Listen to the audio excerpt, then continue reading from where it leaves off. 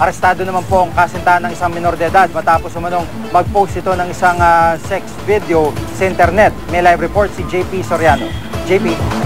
Gigi, umiiyak at sising-sisi ang 16 na taong gulang na babaeng high school student na itago natin sa pangalang May nang malamang ipinost umano sa Facebook na kanyang 20 taong gulang na kasintahan ang kanila raw sex video na kumalat na raw sa ilan nilang kaeskwela.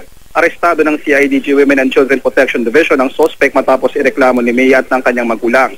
Nag-extort o nangingkil pa raw ang suspect kay May ng 12,000 kapalit ng di niya pagpo-post ng sex video sa Facebook. Doon na pinilano ng CIDG ang entrapment operation sa suspect na makikipagkita kay May sa Cubao at doon na aresto na siya kanina.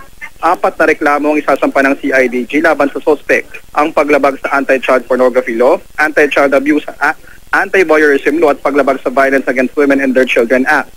Inamin ng suspect Gigi na ipinost nga niya sa Facebook ang mga sensitibong litrato at video ni May pero di niya direktang inamin ng pangingkil.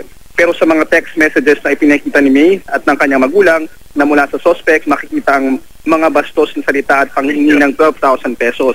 Galit at pagsisisi rin ang naramdaman ng ama ni May at ayon sa pulisya Gigi, ang kasong ito ay magsilbing ng leksyon sa mga magulang na gabayan ng mga anak. Sa lahat naman daw na minor de edad, man o hindi, maging maingat sa mga taong makakasalimuha. At yan mo ng latest, balik sa iyo Gigi. Maraming salamat JP Soriano.